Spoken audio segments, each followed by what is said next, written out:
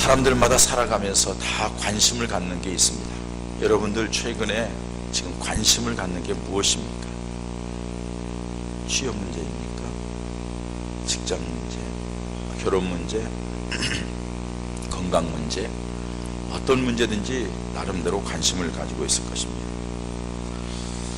그 어떤 사람이 그런 얘기를 했어요.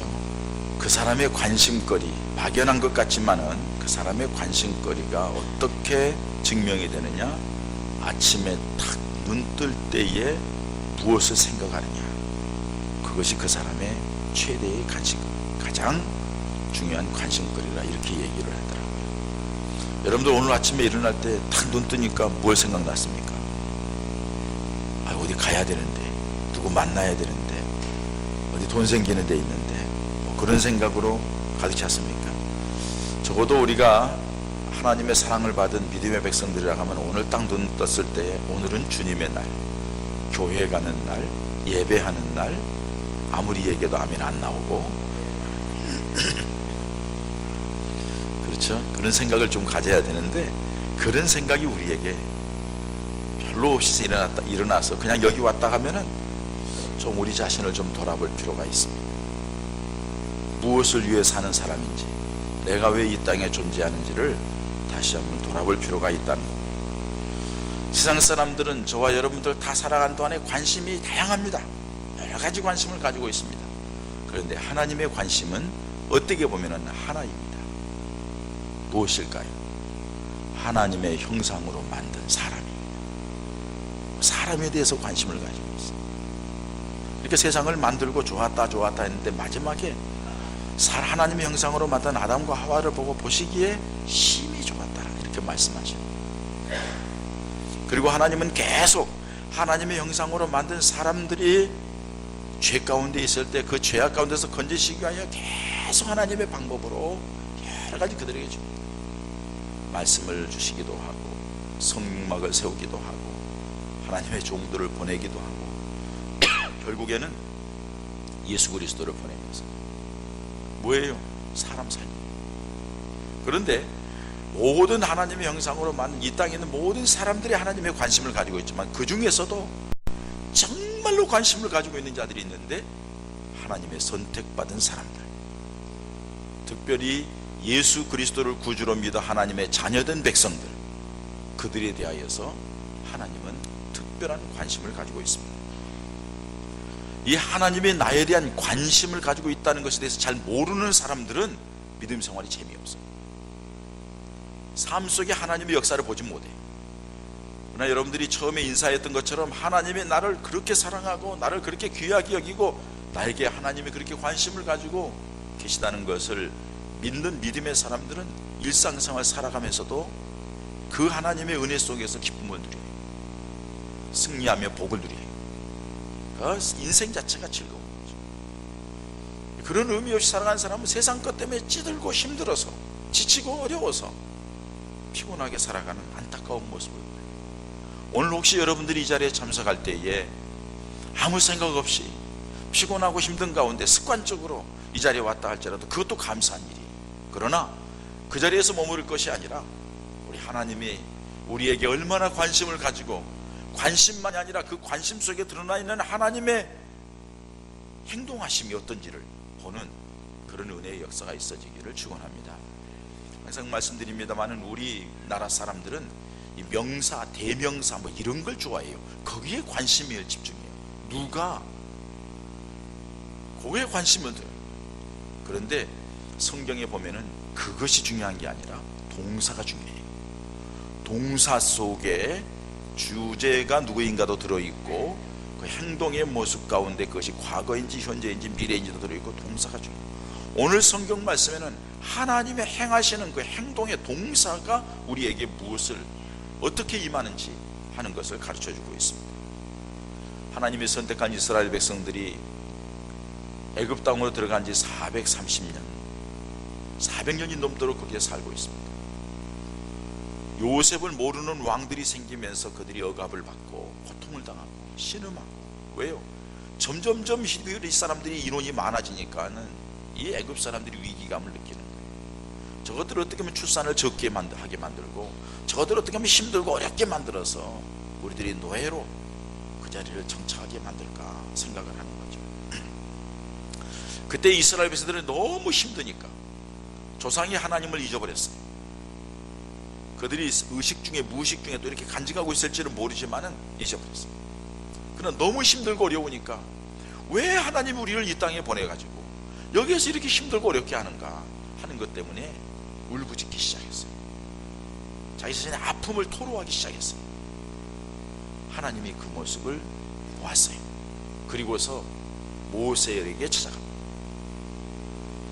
모세가 양을 치고 있는 가운데에 떨기나무에서 불이 붙었는데, 광야에 햇빛이 세게 내리쬐면서 불이 붙을 수 있다 생각했는데 불이 붙으면 타서 없어져야 되는데 이 떨기나무가 타서 없어지지를 않는 거예요. 계속 타고 있는 거예요. 참 이상하다 하고 그 자리에 가려고 하니까 음성이 들려지는 거예요. 모세야 모세야, 내가 선 땅은 거룩한 곳이니 내 발에 신을 벗으라. 깜짝 놀란 거죠. 신을 벗고 하나님 앞에 섰을 때에 하나님께서 모세에게 하시는 말씀이 이 말씀이에요. 내가 이스라엘 백성들, 내 택한 백성들, 아브라함 때부터 시작하여서 이삭, 야곱, 이 조상의 너희 조상이 하나님의 내가 너희들의 그런 모든 것을 보고 내가 너를 이 자리에서 끌어내기를 원한다. 네가 그 도구가 돼야 되겠다 하면서 하나님이 이스라엘 백성들의 형편에 대한 모든 것을 알고서 말씀하시는 것이 오늘 본문에 있는 말씀이에요. 여러분, 우리 하나님이 이스라엘 백성들을 이렇게 관심 갖고 있는 것처럼 오늘 여기 있는 저와 여러분들에게도 그렇게 관심을 갖고 있다는 것을 이 시간에 꼭 믿으시고 그 하나님 앞에 여러분들의 믿음의 걸음을 옮겨가는 은혜가 있기를 축원합니다. 먼저 여러분 뭐라고 했습니까? 하나님이 이스라엘 백성들, 그 백성들을 보고 계셨다는 거예요. 보고 계셨다고 7절을 먼저 말씀합니다. 여호와께서 이르시되 내가 애굽에 있는 내 백성의 고통을 분명히 보았다. 보고 이렇게 말씀합니다. 여러분, 여기 분명히 보았다 이렇게 말씀하는데 그 전에 옛날 성경에 보면은 정령이 보고 이렇게 말씀해요. 쉬운 말로 표현을 했습니다만 옛날에 정령이 보았다는 말은 히브리어의 원어에 무슨 말이냐면은 보았다는 뜻이에요. 그러니까 여러분, 정령이 보았다는 것은 보고 또 보았다는 거예요. 자, 우리가 히브리어나 헬라어는 비교급이 없습니다. 최상급이 없습니다. 한 번 얘기하면 보통이고 두 번 얘기하면 강조입니다. 세 번 얘기하면 극히 강조하는 겁니다. 그래서 예수님께서도 진실로 내기로니 강조해서 말합니다. 오늘 여기 정령이 보았다는 것은 내가 분명히 확실하게 보고 또 보았다 하는 것을 말씀해 주고 있습니다. 여러분, 관심이라는 게 뭡니까? 지켜보는 겁니다. 살펴보는 겁니다. 돌아보는 겁니다. 이게 관심입니다. 우리들이 어려움 당하고 힘들 때에 사람들은 우리 자신에 대해서 돌아보지 않습니다. 지켜보지 않습니다. 왜요? 내 코가 속잔데, 나도 바쁘고 힘든데, 그리고 내가 저 사람에게 어떻게 한다고 해서 얼마만큼 어떻게 해줄지 그게 부담스러워서도 더 가까이 가지 못하는 그런 안타까움이 있습니다. 그러나 우리 하나님은 우리 모두를 보고 계시는데 뭐라고 합니까? 그들의 고통, 그들의 아픔, 그들의 괴로움, 그들의 상황을 보고 계신다는 겁니다. 삶의 현장을 보고 계신다는 것입니다. 여러분, 하나님이 보고 계신다는 것을 얘기할 때에 믿음이 없는 사람은 아무 감동이 없어요. 그러나 믿음이 있는 사람은 얼마나 기쁘고 감사한지 몰라요. 믿음이 있기는 있는데 믿음이 약하고 대충 믿는 사람은 하나님이 보고 계시고 관심 갖고 지켜보신다는 것이 두려움이에요. 왜? 다 보고 계시는데 어떡하나? 두려움이에요. 그러나 믿음으로 살아가는 사람에게는 하나님이 나를 세밀하게 보아주시는 것이 너무 감사해요. 할렐루야. 감사한 거예요. 아무도 보아주지 않는데 하나님이 나를 보고 계십니다. 하나님이 나를 보시는 것이 사랑의 눈으로 보시는 거죠. 얼마나 감사한지 몰라요. 지난 한 주간 동안도 여러분들은 알지 못했지만 하나님은 보고 계셨어요. 그리고 알지 못했지만 돕고 계셨어요. 오늘 이 시간, 이 예배 시간에 오신 이 예배 시간도 하나님 우리를 보고 계셔요. 우리의 마음, 생각, 모든 것을 보고 계십니다. 왜요? 사랑해서, 은혜 주시니. 여러분들 외롭다고 생각하십니까? 홀로라고 생각하십니까? 아니에요. 하나님이 여러분들을 지켜보고 계신다는 것 믿으시기 바랍니다. 왜요? 도우려고. 두 번째로는 하나님이 그 백성의 소리를 들었다 이렇게 말씀하셔요. 오늘 7절에 보면은 그 내 백성의 고통을 분명히 보고 그들이 감독자로 말미암아 부르짖음을 들었다 이렇게 말씀합니다. 관심이 있는 것에 대해서 귀를 기울입니다. 내가 무엇에 대해서 전공하고 있고 관심 있는 부분이 얘기가 나오면 귀가 번쩍 뜨입니다. 그걸 생각합니다. 특별히 아이를 키우는 것. 우리 딸이 여기 와 있습니다만 같이 이렇게 얘기를 하고 있어요. 애들 재워놓고 우리에게는 안 들려요. 근데 엄마의 귀에는 들려요. 벌떡 일어나서 방으로 가더라고요. 왜? 애가 깬 것 같다고. 가보면 깨 있어요. 가보면 두쪽거리고 일어나서 비비고 있고 징징대고 있고 그래. 왜 그래? 엄마의 촉감이에요. 왜요? 아이에 대한 관심 때문에. 아이에 대한 관심 때문에. 거기에다가 예민하게 관심을 가지고 지켜봐. 엄마의 마음이랑 알 수가 있어요. 여러분 마찬가지예요. 하나님께서 우리들이 소리를 듣고 있다는 겁니다. 여러분들이 찬양하는 소리, 여러분들이 말씀 읽는 소리, 여러분들이 기도 소리, 아니 우리가 복음성가에서 얘기하듯이 우리들이 작은 신음소리까지도 하나님은 듣고 계시는 거예요. 감사하지 않으세요? 내 모든 형편을 보고 계신 하나님 뿐만 아니라 내 모든 고통의 소리를 다 듣고 계신 하나님.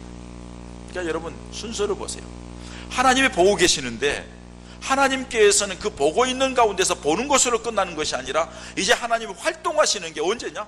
하나님이 들려질 때라는 거죠. 내가 들었다는 거죠. 하나님께서 여러분들이 형편처지 어려운 상황을 다 보고 계시지만은 여러분들이 하나님 앞에 어떻게 하기를 원하느냐? 하나님 앞에 부르짖기를 원한다는 거예요. 하나님 앞에 하소연하기를 원한다는 거예요. 오늘 이스라엘 백성들이 여태까지 살아오면서 그렇지 않은데 부르짖고 소리 지르니까 하나님이 그 부르짖음을 듣고 이렇게 말씀합니다. 9절에도 이제 가라 이스라엘 자손이 부르짖음이 내게 달하였다 이렇게 말씀합니다. 부르짖을 때에 하나님이 행동하게 된다는 것을 우리에게 말씀하고 있습니다. 여러분 우리 말하는 것이 얼마나 중요한지 몰라요. 하나님 우리 모든 말을 듣고 계세요. 그래서 입술에 나오는 대로 열매를 먹는 거예요. 항상 말씀드립니다. 우리의 말은 부메랑입니다. 말을 던지면은 그 말이 돌아서 내게로 돌아오는 거예요. 그래서 예수님께서도 전도자들을 파송하면서 어느 집에 가든지 간에 너희를 맞지 않으면 발에 신발에 먼지를 털어버리고 돌아서되 그 집에 가서 너희를 영접하여서 복을 빌면은 그 받을 만한 사람이 복을 받고 받지 못할 사람이면 너희의 빈복이 너희의 예임하리라고 말씀하셨습니다. 말은 부메랑이에요. 여러분들 열왕기 하 7장의 말씀 보면은 이스라엘 백성들이 아람과 전쟁을 합니다. 아람 군대들이 이스라엘 성을 뺑뺑뺑뺑 예루살렘 성을 둘러쌉니다. 그리고 도대체 이스라엘 백성이 나올 수가 없습니다. 거기에서 살아가는 동안에 세월이 자꾸 흘러가면서 먹을 거 양식이 다 떨어졌습니다. 너무 힘듭니다. 심지어는 거기서 뭐라고 말하냐 자기들끼리 오늘은 네 아들 내일은 내 아들 자식 잡아먹으면서까지 우리 살자 하는 얘기가 나올 정도로 아주 심각합니다. 이스라엘 백성들이 부르짖습니다. 하나님이 들었습니다. 하나님 중에 엘리사에게 말을 합니다. 내일 이맘때에 회복되리라고 말합니다. 근데 여러분 그 얘기를 들었던 옆에 있던 왕 옆에 있던 군대 장관이 얘기를 합니다. 아니 하늘을 열어서 양식을 쏟아부은다 할지라도 우리가 이걸 해결하지 못할 거다 이렇게 얘기를 합니다. 그때 엘리사가 말을 합니다. 근데 장관이 말한 대로 당신은 하나님이 역사하신 그 역사를 보기는 하되 먹지는 못할 거다. 왜? 네가 말했기 때문에. 근데 그 다음 날 문둥병 걸린 4사람 나병 환자 4사람이 같이 먹을 것이 없으니까 구걸하러 왔다가 이스라엘 성으로 갈까 하다가 이스라엘 성에 가면 자기들 문둥병이라 터부시액이니까는 안 되겠다 해가지고 아람 사람 있는 데로 가져서 아람 사람 있는 진영으로 갔더니 아람 사람들이 하나도 없는 거예요. 아람 군대가 하나도 없는 거예요. 다 아람 군대가 절수했어요. 왜? 하나님께서 엘리사에게 말씀하신 것처럼 그들의 마음을 충동질하고 겁나게 해서 적군이 쳐들어온 것처럼 여기에서 큰 군대가 오는 것처럼 하나님이 그렇게 들려지게 해서 그들이 36개 주력량을 놨는데 있는 그대로 몽땅 놔두고 도망간 거예요. 이 나병 환자들이 거기서 실컷 먹다가 배부르니까는 생각났어요. 야, 우리 이스라엘 백성들은 얼마나 배고프겠느냐, 가서 우리가 얘기해 주자 하고 가가지고서는 성 밖에서 여기 먹을 것 많다고, 아람 군대가 다 떠났다고 소리를 지르니까는 사람을 보냅니다. 보니까는 정말 다 떠났어요. 와가지고 보고를 합니다. 아람 군대가 있는 그대로 다 놓고 떠나서 먹을 것이 잔뜩 쌓여있다고. 그 말을 듣고 이스라엘 백성들이 막 노도와 같이 그냥 그 음식 있는 대로 아람 군대 지역으로 달려갑니다. 달려가는데 그 성문 옆에 있던 그 군대 장관이 밟혀 죽습니다. 열왕기하 7장에 있는 말씀입니다. 말 잘못해가지고 정탐꾼으로 갔던 12명 중에 10명이 부정적인 얘기하고 말 잘못해서 결국은 그들은 가나안 땅을 들어가지 못합니다. 제일 먼저 죽임을 당합니다. 이스라엘 백성들이 그 사람들의 말에 따라서 행동하다가 결국에는 다 광야에서 죽습니다. 그러나 하나님의 약속의 말씀을 믿고 믿음으로 살았던, 긍정적인 얘기를 하고 믿음의 얘기를 했던 여호수아와 갈렙 두 사람은 가나안 땅을 들어갑니다. 여러분, 성경에 보면은 하나님께서 하시는 일은 너무 분명합니다. 왜요? 하나님이 우리 소리를 듣는다는 겁니다. 여러분들이 마음의 소리, 여러분들이 아무도 모르게 끙끙 앓는 소리, 힘들어하는 소리, 그냥 여러분 힘들어서 울며 슬퍼하지만 마시고 여러분들이 그 눈물을 하나님을 향하여 눈물의 기도로 드리시기 바랍니다. 하나님이 들으시고 놀라우게 역사하실 줄 믿습니다. 뿐만 아니라 하나님은 우리들이 모든 것을 아신다고 그랬어요. 자, 보세요. 하나님이 보았어요. 이미 다 아셔요. 소리를 들었어요. 그리고 하나님이 그 모든 것을 안다. 여기 안다는 말은 다른 말로 표현하면 히브리 원어는 뭐냐면 직접 가서 확인한다는 뜻이에요. 하나님이 직접 확인했다는 거예요. 하나님이 그 고난의 현장을 직접 보시고 안다는 겁니다. 그냥 내가 너 알아 이 정도가 아니라 내가 그 현장 가운데 너희들과 함께 있으면서 너희들이 고통당하고 신음당하고 어려움당한 걸 내가 직접 보았다고 말해요. 하나님이 말씀하십니다. 오늘 본문 말씀에도 그들이 감독자로 말미암아 부르짖음을 듣고 그 근심을 알았다. 그들이 근심하는 것, 너무 힘들고 어려웠고 고통스럽고 근심한 것을 알았다고 말씀합니다. 하나님께서 그들의 모든 것들을 내가 보고 알았다고 거듭거듭 말씀하는 것이 오늘 본문에 있는 말씀입니다. 하나님은 외적인 상황만 아는 것이 아니라 우리 하나님이 아는 것은 내면의 깊은 것까지도 아시는 거예요. 이게 얼마나 감사한지 몰라요. 여러분, 하나님 앞에서 이렇게 구체적으로 우리들의 모든 모습을 알기 때문에 하나님 앞에서 우리가 가져야 될 모습은 뭡니까? 솔직하고 진실한 모습입니다. 하나님은 그걸 원하십니다. 여러분, 우리가 다윗의 범죄를 잘 압니다. 십계명에 두 가지를 범했습니다. 간음죄, 살인죄입니다. 둘 다 돌멩이에 맞아 죽여야 됩니다. 용서받지 못할 죄인입니다. 그런데 나단 선지자가 와가지고 비유를 들어 쭉 얘기하면서 당신이 바로 그런 악한 사람이라고, 선지자가 왕에게 당신이 그런 죄인이라고, 당신이 그 악한 사람이라고. 다른 사람은 자기는 양 여러 마리가 있는데 다른 사람은 양 한 마리를 자식처럼 끼고 자는데 이 힘 있는 사람이 그 한 마리 양을 뺏어 가지고서는 자기가 그냥 그 여인에게, 그 사람에게 피해를 줬다고 했더니 다윗이 화가 나서 그 놈이 어떤 놈이냐고, 당신이 바로 그 사람이라고 하는 소리에 다윗이 자기 자신을 돌아보는 거죠. 그 자리에서 꾸꾸러져서 눈물을 회개하는 겁니다. 이게 다윗의 진실함입니다. 다윗의 정직함입니다. 여러분, 하나님께서는 이 다윗의 진실과 정직 때문에 은혜를 주십니다. 그래서 성군 다윗을 만들어요. 성군은 무슨 성군이에요? 그런데 그런 다윗을 훌륭한 역대의 기억된 왕으로 만드는 거예요. 정말로 부끄럽고 추한 왕인데도 그렇게 존경받는 왕을 만드는 거예요. 왜? 정직함 때문에. 그것이 기준입니다. 그래서 히스기야 왕에게도 요시야 왕에게도 얘기를 합니다. 다윗처럼 정직하게 행하여, 다윗처럼 정직하게 행하였으므로 이걸 하나님께서 기뻐하시는 거죠. 하나님께서 우리들의 말소리를, 우리들의 모습을, 그 현장을 확인하고 봤을 때에 그 모습을 직접 보고 확인했는데 확실하구나 하는 것을 분명하게 알 수 있을 정도로 우리 자신을 안다는 겁니다. 그걸 사랑하는 여러분, 하나님 앞에 감추고 숨기고 대충 하지 마시고 진실된 모습으로 하나님 앞에 나아가시기를 축원합니다.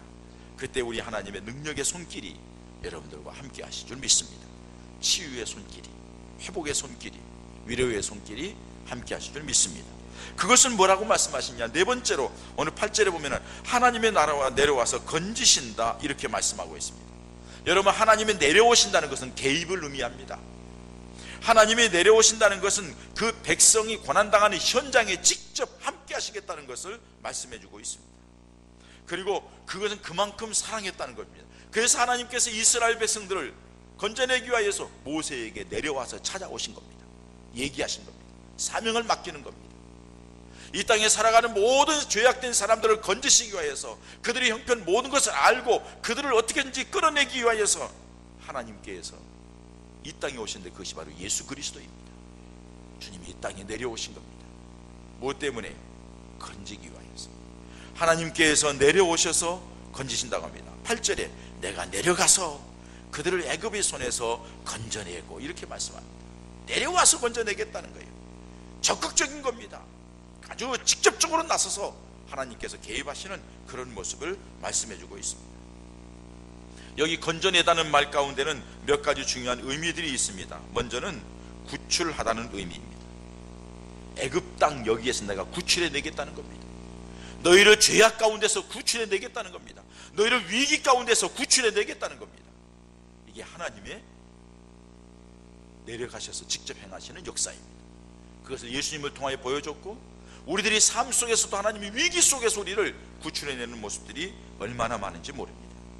죄로 인하여서 이그러지고 질병으로 인하여서 상처받고 여러 가지 힘들고 어려운 찌그러진 우리들의 모습, 영육간의 이런 모습들을 하나님이 고쳐준다는 의미가 있습니다. 우리 주님이 직접 내려오셔서 만지시고 고치십니다. 예수님이 이 땅에 오시어서 행하신 놀라운 기적 가운데 하늘의 복음을 전하고 가르치시기도 했지만은 각색 병든 자를 고치셨습니다. 고치시는 것이 주님이 하신 일입니다. 지금도 하나님께서는 예수를 믿는 믿음의 백성들에게 성령을 통하여서 친히 개입하셔서 고치시기를 원하십니다. 여러분들이 질병을 고치시기를 원하십니다. 믿음으로 아멘 하시기 바랍니다. 질병을 고치시는 분이 주님이십니다. 주님이 이 땅에 오셔서 큰일 행하시는 것, 구원의 역사를 이루어 가시는 중에 한 가지 중요한 것은 병든 자를 고치셨다는 겁니다. 문둥병자, 중풍병자, 간질병자, 귀신 들린 자, 여러분 세상적으로는 고칠 수 없는 불치의 병에 있는 사람들, 그것도 하루 이틀이 아니라 날 때부터 안진병이 된 자, 소경된 자, 회복이 안 되는 사람이에요. 그래도 주님은 고치셨습니다. 회복시키셨습니다. 뭐예요? 주님이 하나님이시기 때문에, 전능하시기 때문에, 우리를 만드신 분이기 때문에. 고로 사랑하는 성도 여러분, 여러분들이 힘들고 어려운 삶 가운데 주님이 개입하셔서 여러분들을 그 자리에서 끌어내기를 원하고, 여러분들을 질병에서 고쳐내기를 원하고, 또한 하나님과의 죄와 허물로 관계가 깨어져서 하나님의 은혜를 받지 못하고 기쁨을 잃어버리고 삶이 피곤하고 힘들어 지쳐있는, 버벅거리면서 하나님의 은혜를 받았을 때는 기쁨과 감사가 있어서 찬송하며 즐겁게 살았는데 그 은혜가 점점점 소멸되면서 이제는 비참한 자리에 빠져있는 우리 피곤한 우리 인생들, 우리 주님께서 관계를 회복시키는 것, 이것이 바로 내려와서 건져주신다는 의미입니다. 관계를 회복시키면서 하나님의 놀라운 은혜의 사람으로 이끌어간다는 사실입니다. 우리 주님께서 오늘 이 시간에 우리에게 말씀을 주신 것은 이 시대에 여러분들의 삶이 그렇고 우리 나라가 그렇습니다. 하나님께서 개입하시어서 하나님의 은혜로 교회가 새로워지고 성도가 새로워짐으로, 하나님의 종들이 새로워지고 성도가 새로워지고 교회가 새로워짐으로 이 나라에 소망의 빛을 갖는 그런 은혜가 있어지기를 바랍니다. 하나님이 개입하셔야 됩니다. 우리나라에 위기 있을 때마다 일제 36년 동안 억압받고 있을 때 누가 우리나라에 해방을 줄 알았어요? 하나님이 기적과 같은 해방을 주셨습니다. 6.25의 전쟁 가운데 공산주의자들이 예수 믿는 사람들, 교회를 핍박하고 예수 믿는 사람을 얼마나 많이 순교를 했습니까? 죽였습니까? 안 될 줄 알았어요. 끝난 줄 알았어요. 근데 하나님께서 기적과 같은 방법으로 자유 대한민국을 주셨습니다. 위기 있을 때마다 그렇게 이 나라를 했습니다. 지금 이 시대에도 위기 속입니다. 어렵습니다. 어느 누구 하나 나라와 민족을 생각하지 않습니다. 국민들을 생각하지 않습니다. 정치꾼들이요, 다 지 욕심만 생각합니다. 지가 누릴 것만 생각합니다. 그놈들이 잡으면 똑같은 지금 오늘 같은 현상이 똑같이 일어날 겁니다. 감추어진 자리에서 말입니다. 너무나도 속상하잖아요. 이 나라 이 민족을 살릴 사람은 누구입니까? 우리 그리스도인들입니다. 하나님의 사람들입니다. 하나님이 우리를 불쌍히 여겨서 애굽 백성, 애굽 사람들 가운데서 힘들고 어렵게 핍박 가운데 고난 가운데 살아가는 그들을 하나님이 직접 오시어서 사람을 통하여 건져내신 것처럼 우리 하나님이 우리를 통하여서 우리의 모습을 보고 우리의 부르짖음을 들으시고 개입하시어서 이 위기를 넘겨가게 하는 하나님의 은혜의 역사가 있게 될 줄 믿습니다. 보시고 아시는 하나님, 들으시는 하나님, 그 하나님이 오셔서 우리를 그 자리에서 건져내시고 끌어내십니다. 병마에서, 위기에서, 고통에서 끌어내십니다. 거기에서 끝나는 것이 아니라 어디로요? 오늘 8절의 마지막에 보면은 그들을 인도하여 어디로 갑니까? 애굽의 손에서 건져내고 그들을 그 땅에서 인도하여 아름답고 광대한 땅, 젖과 꿀이 흐르는 땅으로 데려가려 하노라. 하나님의 계획입니다. 여러분들을 평안한 자리, 풍성한 자리, 복된 자리, 기쁨과 감사의 자리, 은혜의 자리로 이끌어 가려고 하는 것이 하나님의 계획이라는 것입니다. 목사님, 내가 보니까는 저는 어려운데요. 저기는 저 사람들한테는 안 돼요. 이쪽으로도 봐도 안 되고, 앞을 봐도 옆을 봐도 뒤를 봐도 방법이 없어요. 안 돼요. 여러분, 그렇기 때문에 오늘 본문 말씀 8절에 이렇게 말씀합니다. 젖과 꿀이 흐르는 땅 곧 가나안 족속, 헷 족속, 아모리 족속, 브리스 족속, 히위 족속, 여부스 족속의 지방에 데려가라 하노라. 이 당시에 이 가나안 족속들은 강력한 사람들입니다. 아주 강력한 사람들입니다. 그렇기 때문에 정탐꾼들이 갔다 와서 거기 가면 우리가 안 된다, 그 사람들에게 비하면 우리는 메뚜기 같은 존재라, 가면 안 된다 하고 얘기를 할 정도로 사실 그렇습니다. 그러나 여러분, 하나님이 하시면 됩니다. 방법이 없고 길이 없어서 우리의 힘으로 안 된다 할지라도 하나님이 약속하시고 하나님이 이끌어주시고 하나님이 밀어주시고 하나님이 인도에 가시면은 길이 열리고 방법을 내고 그 땅이 우리의 땅이 될 줄 믿습니다. 오늘 그 말씀을 하나님께서 말씀하십니다. 왜요? 하나님이 역사의 주관자이시기 때문에, 하나님이 모든 것을 다스리고 섭리하시기 때문에. 성경의 신명기에는 그렇게 말씀합니다. 그 땅을 살아가는 그 젖과 꿀이 흐르는 땅에 저들이 우상을 섬기고 악하고 추하고 그렇게 살아가기 때문에 하나님이 그 땅에서 그들을 쫓아내고 내 백성을 거기에다가 놓겠다는 겁니다. 그러면서 이스라엘 백성들에게 너희들도 이방 사람들처럼 그렇게 살면 너희들도 쫓겨날 줄 알라 하면서 정신 차리라고 말씀하시는 것을 봅니다. 우리 하나님은 우리에게 이렇게 놀라운 은혜를 베풀어 주시기를 원하시는 하나님. 여러분들 지금 살아오면서 한번 여러분들 돌아보시기 바랍니다. 내 모습은 누가 알고 있나? 아무도 몰라요. 내 모습을 살피고 돌아볼 사람도 없어요. 위기 속에 있는데 끌어낼 사람도 없어요. 심지어는 아내도 마음을 몰라요. 자식들은 말할 것도 없어요. 남편이 아프면 꾀병 부린다 합니다. 제가 지금 꾀병 부리고 있습니다. 이 한쪽 팔이요, 굉장히 아픕니다.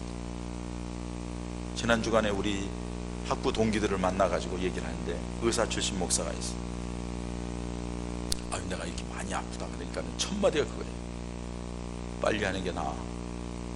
빨리 수술해. 어느 순간에 딱 소리와 함께 끊어지면은 호미로 막을 걸 가라리도 못 막는다.